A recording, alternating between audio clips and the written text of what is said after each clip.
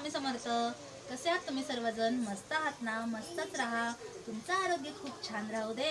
तुमच्या सगळ्या चांगल्या इच्छा पूर्ण होऊ दे अशी स्वामी चरणी प्रार्थना. आज मी बनवणार आहे अंड्याची करी. अंडा मसाला बनवणार आहे. त्यासाठी मी घेतलेले आहे सुकं खोबरं किसून घेतलेलं आहे, कांदा घेतलेला आहे, 2 बारीक लसूण, अद्रक आणि कोथिंबीर.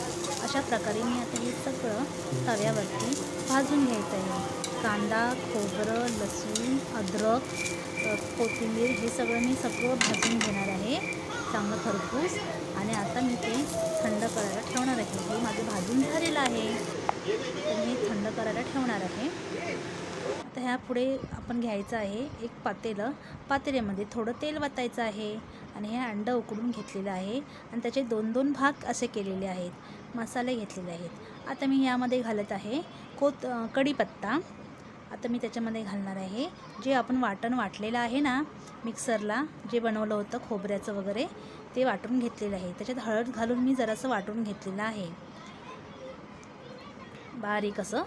आता मी आता मी कढीपत्ता घातलेला आहे आणि डायरेक्ट तेलामध्ये ते वाटण चांगलं हे करून घ्यायचं आहे, फ्राय करून घ्यायचं आहे.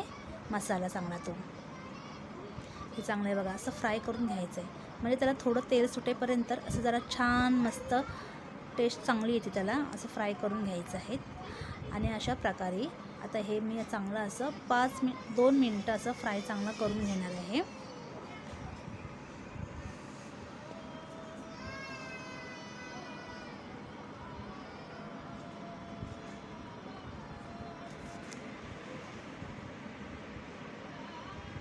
आता मी यामध्ये घालणार आहे थोडीशी किंचित हळद, कारण आधी थोडं वाटणात मी हळद टाकली होती, तर किंचित घातली.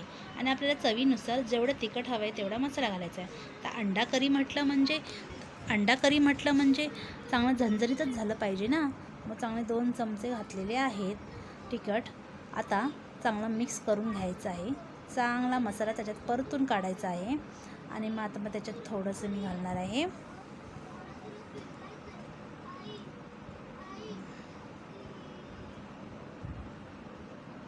मीठ घालणार आहे. आता मीठ घातलेलं आहे आणि छानपैकी मस्त आता मी परतून घेणार आहे.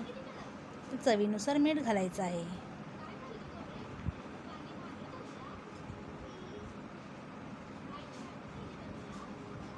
आता ह्यामध्ये मी थोडंसं पाणी घालणार आहे ग्रेव्ही करण्यासाठी.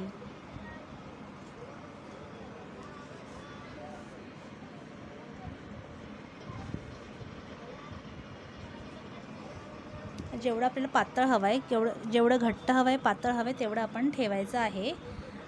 आणि असं मस्त मिक्स करून घ्यायचं आहे छानपैकी. आणि जेव्हा ह्याला कड येणार ना, असे उकळ आले पाहिजे, चांगला हा मसाला शिजला पाहिजे. आणि उकळ आला ना, मग ती अंडी असतात ना उकडलेली, ती त्यामध्ये मग सोडायची आहेत असं. आणि जर लगेच आता आपण अंडी टाकली ना, त्याचा कुस्कर होईल थोडासा, म्हणून जरा बघा कड आलेला आहे. आता मी ती अंडी त्याच्यामध्ये सोडत आहे एक एक करून.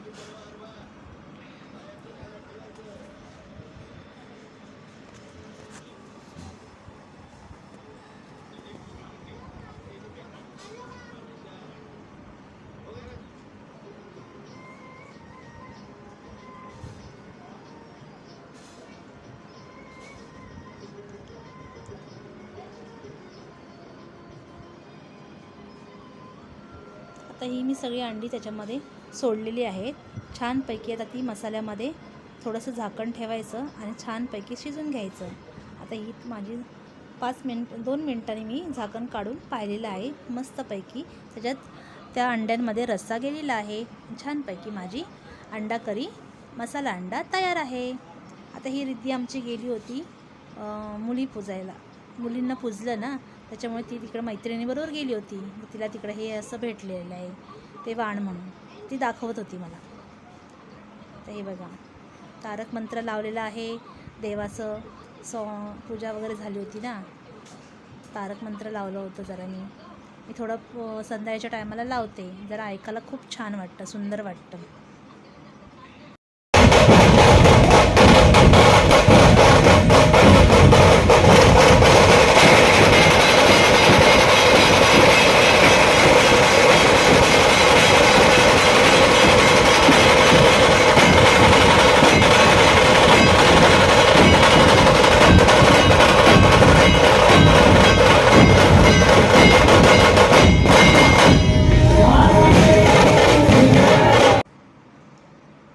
गेला होता ना, मी सांगत होते ना प्रॅक्टिसला जातो, ढोल ताशा वाजवायच्या प्रॅक्टिसमध्ये जातो ना, तिथं आज त्यांचं रामनवमीला काल हे होतं ना कार्यक्रम, ते बँजो पार्टी चालली होती त्यांची, म्हणजे बँजो हे चाललेलं रामनवमी साजरी करत होते. खूप छान अशा ढोल ताशा वाजवतात. बघा मुलं मुली सगळे त्याच्यामध्ये सामील होतात आणि खूप छान प्रकारे अशी ही केलेली आहे त्यांनी साजरी. श्रीरामनवमी अशी साजरी केलेली आहे. खूप छान असं वाटतं. मुलाने हा व्हिडिओ काढून माझ्यासाठी खास असा तुम्हाला दाखवण्यासाठी सांगितला होता, म्हणून मी हा तुमच्यासाठी शेअर करत आहे. तुम्हीही पाहाल ना किती छान असा. ह्या बँजो पार्टीचं नाव आहे बाजी. खूप छान असं त्यांचं पथक आहे, बाजी पथक. खूप छान अशा प्रकारे ते वाजवतात आणि मुलांनाही शिकवतात. मस्त असं आहे. स्वामींचा आणि रामाचा मी फोटो ठेवलेला आहे, कारण रामनवमी आहे ना, रामनवमी.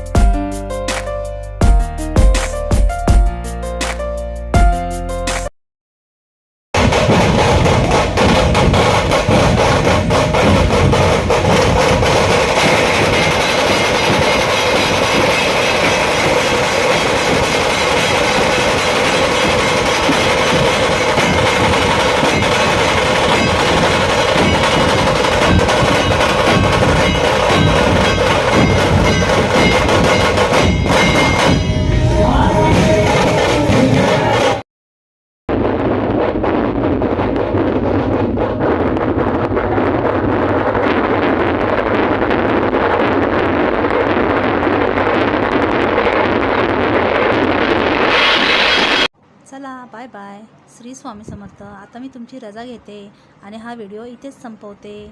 बाकी सगळे मंडळी मजेत आहात ना? मजेत राहा, स्वस्त राहा. श्री स्वामी समर्थ. लाईक शेअर करायला विसरू